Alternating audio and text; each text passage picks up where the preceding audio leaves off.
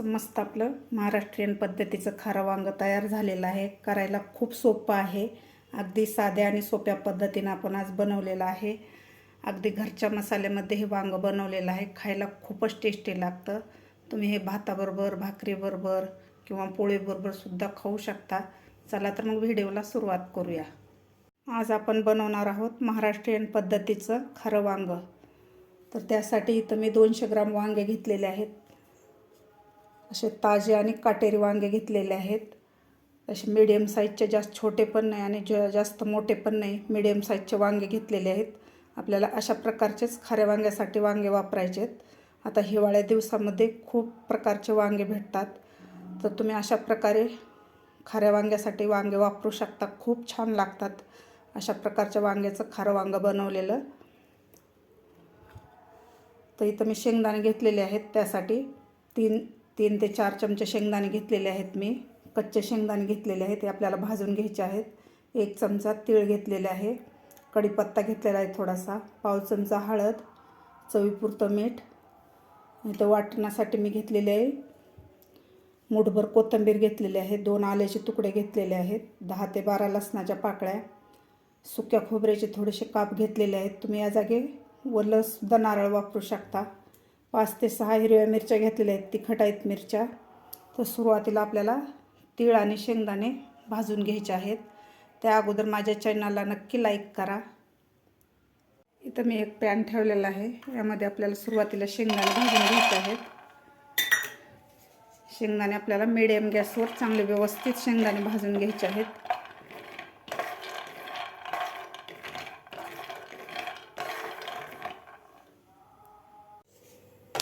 शेंगदाणे सुद्धा आपले व्यवस्थित भाजलेले आहेत. मीडियम गॅसवर मी 3 ते 4 मिनिट हे शेंगदाणे भाजून घेतलेले आहेत.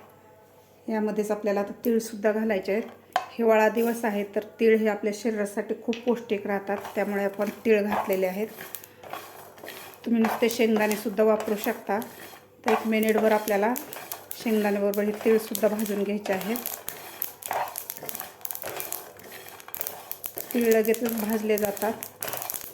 तीळसुद्धा आपले व्यवस्थित भाजलेले आहेत. तर आता आपण गॅस बंद करून याला थोडंसं थंड करून घेऊया. आता आपल्याला वांगे कापून घ्यायचे आहेत. आपले शेंगदाणे आणि तीळ थंड होत आहे, तोपर्यंत आपण वांगे कापून घेऊया.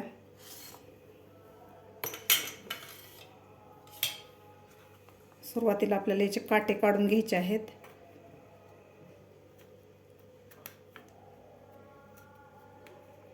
पूर्ण आपल्याला काटे काढून घ्यायचे आहेत.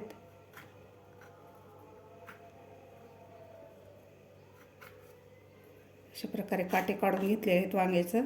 थोडंसं आपल्याला देठ कापून घ्यायचं आहे. पूर्ण देठ कापायचं नाही, आपल्याला थोडंसं कापायचं आहे. आता आपल्याला याला मधोमध चीर देऊन घ्यायचे आहेत. अशा प्रकारे तुम्ही बघू शकता. दुसरीसुद्धा आपल्याला चीर देऊन घ्यायची आहे.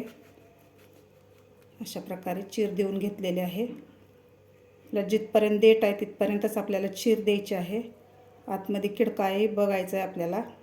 अशा प्रकारे इथं मी पाणी घेतलेलं आहे. पाण्यामध्ये आपल्याला कापून घेतलेलं वांगं घालायचं आहे, म्हणजे काळं पडणार नाही आहे. अशा प्रकारे दुसरंसुद्धा आपण याचे काटे काढून घेऊया.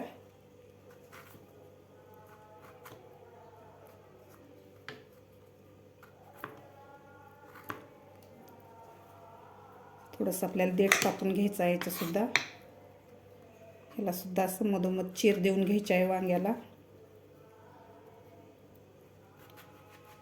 अशा प्रकारे बघू शकता तुम्ही. आपल्याला हे सुद्धा पाण्यात घालायचं आहे. पूर्ण वांगे आपल्याला अशा प्रकारे कापून पाण्यात टाकायचे आहेत. अशा प्रकारे मी सर्व वांगे कापून घेतलेले आहेत. पूर्ण असे वांगे कापून घेतलेले आहेत आणि पाण्यात टाकलेले आहेत वांगे. आता आपल्याला मसाला काढून घ्यायचा आहे. तीळ आणि शेंगदाणे सुद्धा आपले व्यवस्थित थंड झालेले आहेत. तर एका मिक्सरच्या भांड्यात त्याला बारीक करून घ्यायचं आहे. जास्त पण बारीक करून घ्यायचं नाही, थोडंसं असं रवाळ ठेवायचं आहे आपल्याला. मिक्सरमधून काढून घेऊया आपण. अशा प्रकारे थोडंसं रवाळ काढलेलं आहे मी. तर हे सुद्धा आपण एका प्लेटमध्ये काढून घेऊया. त्याच भांड्यामध्ये कोथिंबीर, लसूण, मिरची, आलं आणि खोबरं आपल्याला न पाणी घालताच हे बारीक करून घ्यायचं आहे.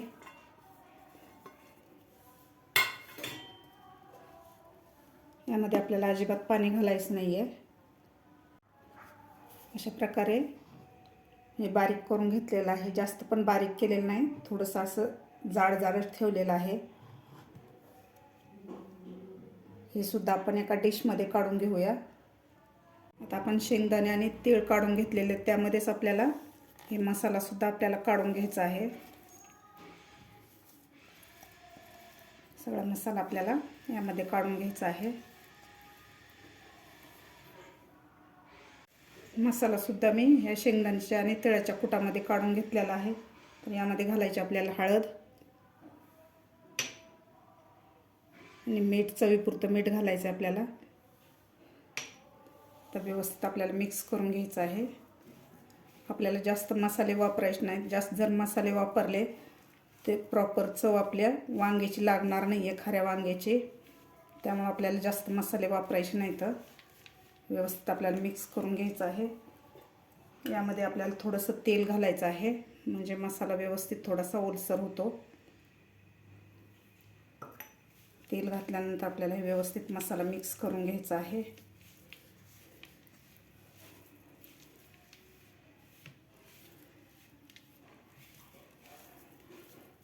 हा मसाला तुम्ही जास्त बनवून पोळीबरोबर किंवा भाकरीबरोबर सुद्धा खाऊ शकता. खूप छान लागतो. मस्त मसाला मिक्स करून घेतलेला आहे.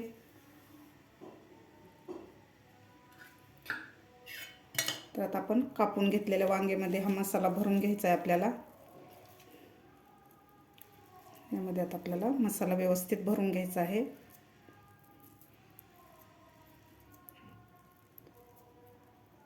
अशा प्रकारे आपल्याला वांग्यामध्ये मसाला भरून घ्यायचा आहे. तुम्ही बघू शकता असा मस्त दाबून मसाला भरलेला आहे वांग्यामध्ये. अशा प्रकारे आता सर्व वांग्यामध्ये आपल्याला अशा प्रकारेच मसाला भरून घ्यायचा आहे. अशा प्रकारे सर्व वांग्यामध्ये असा व्यवस्थित मी मसाला भरून घेतलेला आहे. असा दाबून मसाला भरलेला आहे. एवढा मसाला शिल्लक राहिलेला आहे. हे सुद्धा आपण वांग्यामध्ये ग्रेव्हीला वापरणार आहे. इथं एक मी कढई ठेवलेली आहे. कढईमध्ये मी 2 पळ्या तेल घातलेलं आहे. छोट्या पळीनं तेल आपलं गरम झालेलं आहे. तर यामध्ये घालूया आपण थोडीशी मोहरी, त्यानंतर अर्धा चमचा जिरे,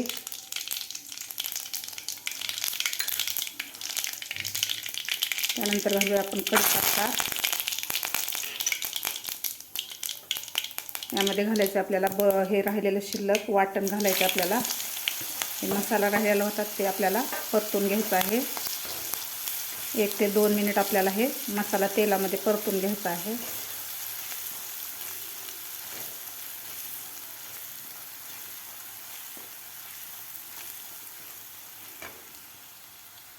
आपलं वाटण व्यवस्थित परतून झालेलं आहे.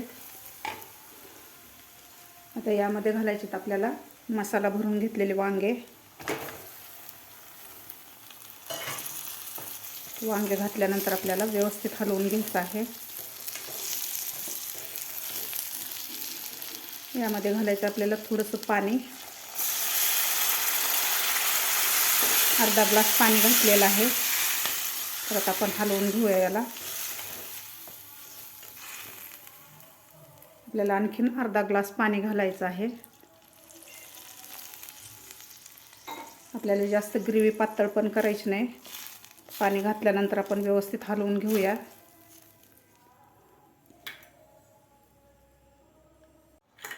व्यवस्थित हलवून घेतलेला आहे. कलर सुद्धा खूप छान आलेला आहे.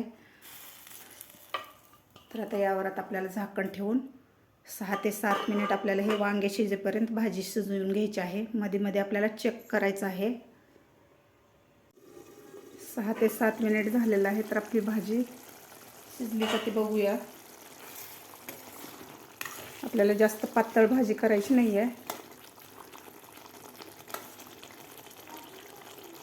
असं वांगं आपलं व्यवस्थित शिजलेलं आहे. जास्त पण आपल्याला वांगं शिजवायचं नाही. थोडंसं कच्चं ठेवायचं आहे. कच्चं ठेवल्यामुळे आपली खाऱ्या वांग्याची भाजी खूप छान लागते. तयार झालेली आहे आपली खाऱ्या वांग्याची भाजी. तर आता खाली काढून ह्याला सर्व करून घेऊया. बघू शकता आपलं महाराष्ट्रीयन पद्धतीचं खारं वांगं तयार झालेलं आहे. खायला खूप टेस्टी लागतं. तुम्ही सुद्धा नक्की एकदा करून बघा. माझी आजची ही रेसिपी तुम्हाला आवडली असेल तर नक्की लाईक करा, शेअर करा. माझ्या चॅनलला अजून सबस्क्राईब केलं नसेल तर नक्की सबस्क्राईब करा. संपूर्ण व्हिडिओ पाहिल्याबद्दल तुमचे धन्यवाद.